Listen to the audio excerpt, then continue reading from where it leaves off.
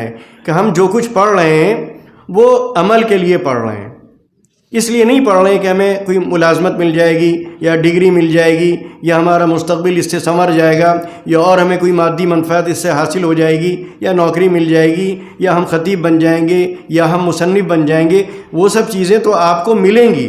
لیکن آپ کے ذہن میں پہلے سے یہ بات ہونی چاہیے کہ ہم جو تعلیم حاصل کر رہے ہیں وہ عمل کے لیے حاصل کر رہے ہیں۔ پہلے خود عمل کرنا ہے اور اس کے بعد پھر دوسروں تک اس کو پہنچانا ہے تاکہ وہ بھی عمل اس پر کر سکیں اور ان کی زندگی بھی سنور سکے۔ تو بات شروع کرنے سے پہلے میں یہ کہنا چاہوں گا کہ مدارس کی پہلے تو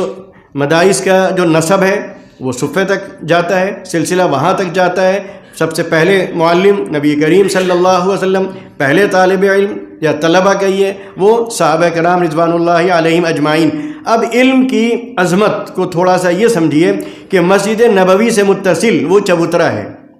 مسجد نبوی کے صحن سے آج بھی وہ چبوترا 1 فٹ اونچا ہے۔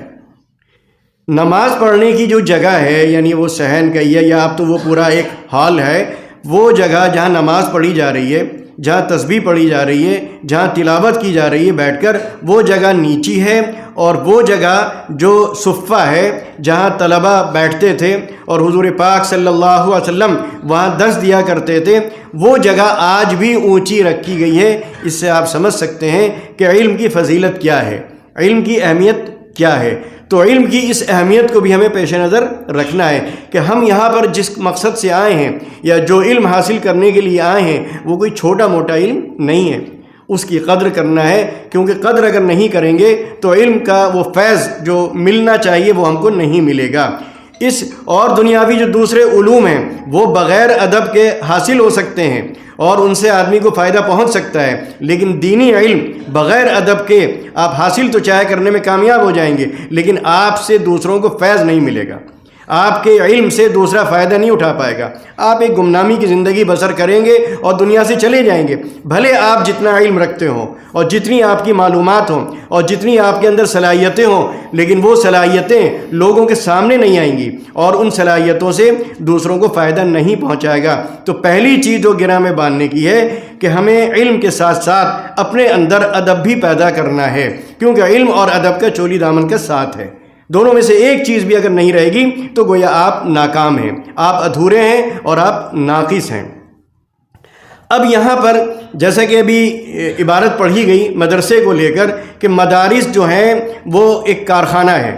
یا وہ پاور ہاؤس ہے، تو مدارس کی تعریف پاور ہاؤس سے بھی کی گئی ہے، مدارس کی تعریف قلعے سے بھی کی گئی ہے، اور مدارس کی تعریف حضرت مولانا علی میاں رحمۃ اللہ علیہ نے ایک موقع پر، اور مدارس سے مراد وہی مدارس میں پڑھنے والے، مدارس سے فارغ ہونے والے، مدارس میں تدریس کا پیشہ اختیار کرنے والے ہیں، تو پاور ہاؤس بھی ہے۔ جس طرح پاور ہاؤس بجلی سپلائی کرتا ہے، آپ بھی دین کو سپلائی کر رہے ہیں، علم کو سپلائی کر رہے ہیں آپ، اسی طرح یہ قلعہ ہے، یعنی جس طرح قلعے میں رہنے والے محفوظ ہوتے ہیں، ویسے ہی مدارس میں پڑھنے والے مدارس کی 4 دیواری میں محفوظ ہیں۔ محفوظ اس طور پر کہ ان کا عقیدہ بھی محفوظ، ان کے اخلاق محفوظ، ان کے معاملات محفوظ، ان کی عبادتیں محفوظ۔ دوسری چیز جو حضرت مولانا علی میاں رحمۃ اللہ علیہ نے ایک موقع پر ایک تقریر میں کہی تھی، اور وہ گویا مدارس کے اس کردار کو متعین کرتی ہے، وہ انہوں نے یہ فرمایا تھا کہ آپ یعنی مدارس میں پڑھنے والے پڑھانے والے ان کی حیثیت قطب نما کی ہے۔ اب آپ قطب نما کی اہمیت سمجھیے، قطب نما کی کیا کرتا ہے؟ سمت بتاتا ہے، قبلہ بتاتا ہے، اور اگر قطب نما کام کرنا بند کر دے، وہ صحیح سمت نہ بتائے تو کیا آپ کی نماز ہو جائے گی؟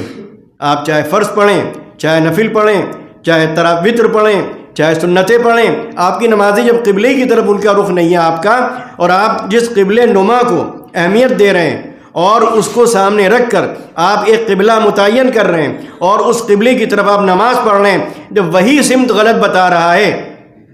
تو مصلیوں کی نماز نہیں ہو سکتی، ان کا قبلہ ہی درست نہیں ہو سکتا۔ تو آپ کی حیثیت قطب نما کی ہے، اور بقیہ جو عوام ہیں وہ مقتدی ہیں۔ اب اگر آپ ہی بگڑ گئے، آپ ہی کے اندر کوئی کمزوری آ گئی، آپ ہی میں کوئی کجی پیدا ہو گئی، آپ ہی میں کوئی ٹیڑھا پن آ گیا، تو پھر جو عوام ہے ان کا حال کیا ہوگا؟ ان کی کجی کہاں جائے گی، ان کا ٹیڑھا پن کہاں جائے گا، ان کا بگاڑ کہاں جائے گا، ان کے اخلاق کہاں جائیں گے، ان کی عبادتیں پھر کس انداز سے ہوں گی، ان کے عقائد کا کیا حال اور کیا عالم ہوگا۔ جب عالم دین کا عقیدہ درست نہیں، جب اس کے اخلاق درست نہیں، جب اس کے معاملات درست نہیں، جب اس کے کردار درست نہیں، تو جنہوں نے ہم کو نمونہ بنایا، جو ہم کو دیکھ کر نماز پڑھ رہے ہیں، جو ہم کو دیکھ کر اپنے اخلاق کو